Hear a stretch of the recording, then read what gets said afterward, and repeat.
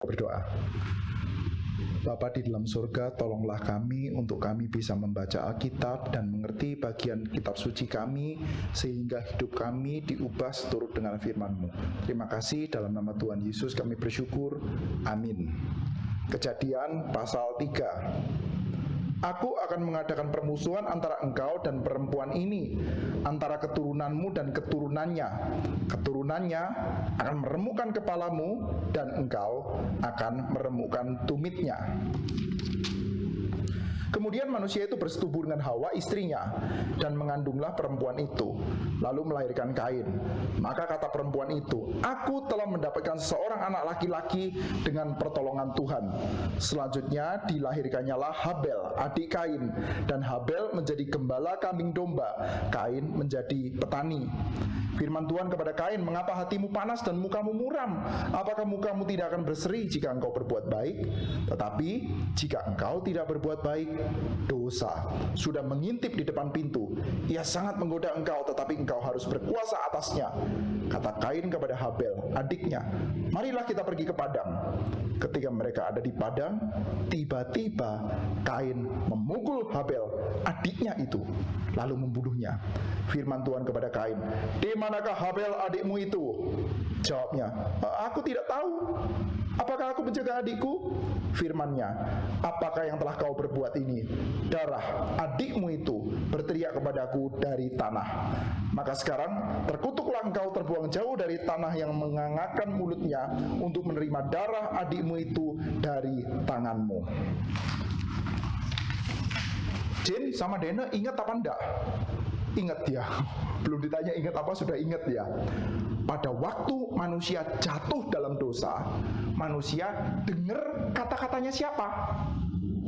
Siapa, Dena? Kata-kata siapa? Kata-kata Tuhan. Waktu jatuh dalam dosa, yang membujuk manusia jatuh dalam dosa, ingat kata-kata siapa? Ular. Ingat kata-kata ular. Pada waktu itu ular dianggap binatang yang paling menakutkan, binatang yang paling tinggi. Kalau ada Raja Firaun, dia itu punya topi, di atasnya ular. Jadi ular dianggap yang paling menakutkan. Tapi di Alkitab disebut ular cuma ciptaan. Manusia diciptakan menurut gambar dan rupa Allah, dan semua ciptaan termasuk ular harusnya tunduk sama manusia. Manusia nggak boleh takut sama ular. Ular harusnya tunduk sama manusia. Tapi kebalik, Hawa justru tunduk sama ular, berani sama Tuhan. Kebalik. Ular bilang, Hawa, kalau kamu makan buah ini, matamu akan celik dan menjadi seperti Allah. Dia ikut sama ular. Harusnya ular tunduk sama manusia, tapi justru Hawa tunduk sama ular dan berani melawan Tuhan. Maka Tuhan menghukum. Dan waktu Tuhan menghukum, Tuhan Allah bilang sama ular, ular, karena dosamu, kamu akan dikalahkan. Kamu akan jatuh, kamu akan makan debu tanah. Lalu dia berkata, Tuhan Allah berkata, keturunan perempuan akan meremukkan kepalamu. Nanti perempuan itu akan punya keturunan, anak laki-laki yang akan meremukkan kepalamu. Dan kamu akan meremukkan tumitnya. Lalu setelah manusia dihukum oleh Tuhan Allah, terpisah dari Tuhan, sedih sekali, terpisah dari Tuhan, diusir keluar dari Taman Eden. Maka Adam sama Hawa punya anak laki-laki, namanya Kain. Ingat gak? Tuhan Allah sudah berjanji kepada Hawa, sudah berjanji kepada Hawa melalui percakapannya sama setan, sama ular itu. Keturunan perempuan, yang laki-laki itu, keturunan perempuan akan meremukkan kepalanya ular. Tapi justru sekarang kita lihat ada Hawa punya anak laki-laki. Dia sudah senang sekali, aku punya anak laki-laki. Ingat, Tuhan Allah sudah berjanji, nanti dari anak laki-laki akan ada yang meremukkan kepalanya ular. Sekarang aku punya anak laki-laki yang dari Tuhan. Maka dia kasih nama anaknya itu Kain. Siapa sih namanya? Kain, ya. Siapa? Namanya siapa yang keras? Kain. Kain, betul ya. Lalu bukan cuma Kain, Hawa juga punya anak yang lain yang dikasih nama Habel. Habel itu hidupnya cuma sebentar, seperti kayak tiupan nafas saja. Habel, kenapa kok hidupnya cuma sebentar? Nah, suatu kali Kain itu menjadi petani.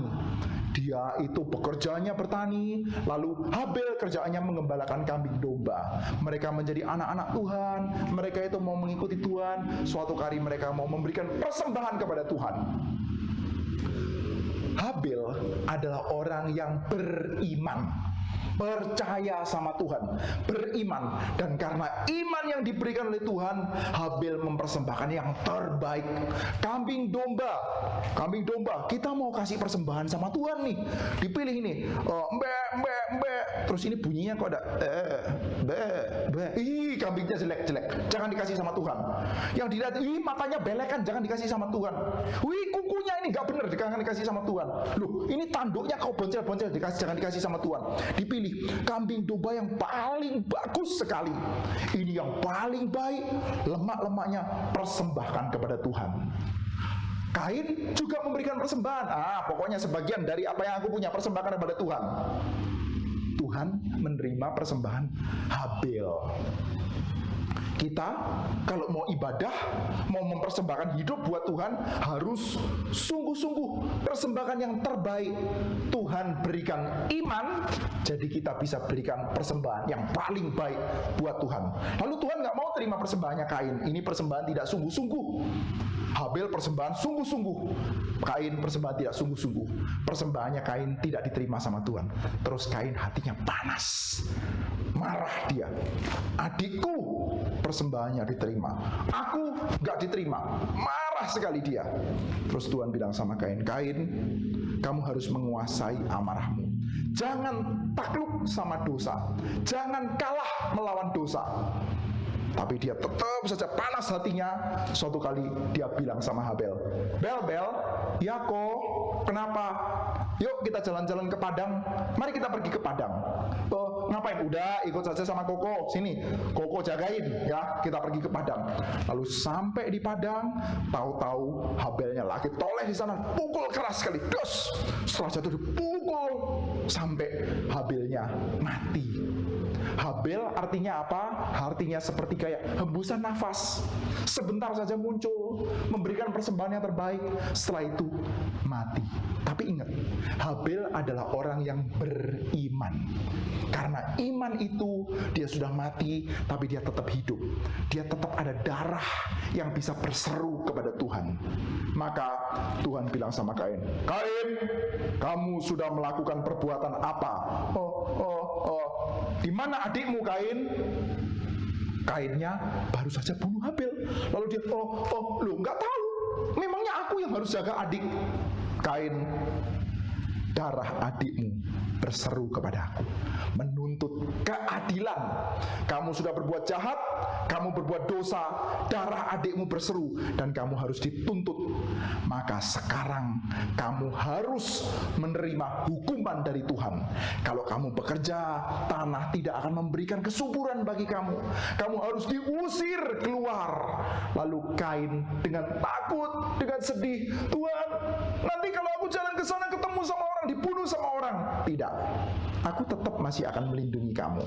Kamu tidak boleh dibunuh sama orang. Yang berani membunuh kamu akan dihukum 7 kali lipat.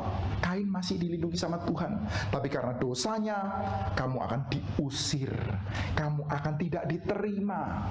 Orang berdosa tidak bisa diterima dari Tuhan. Kenapa? Karena ada keadilan. Nah, tadi ya, kalau kita ingat-ingat pertama-tama, Tuhan sudah berjanji dari keturunan laki-laki Hawa, si perempuan itu, akan ada yang meremukkan kepala setan, kepala ular. Tapi ini ada Kain malah meremukkan kepala Habel. Malah tidak membunuh ular, malah membunuh Habel, malah takluk sama ular. Kacau sekali. Harusnya meremukkan kepala ular, tapi dia malah meremukkan kepala Habel. Dosanya besar sekali.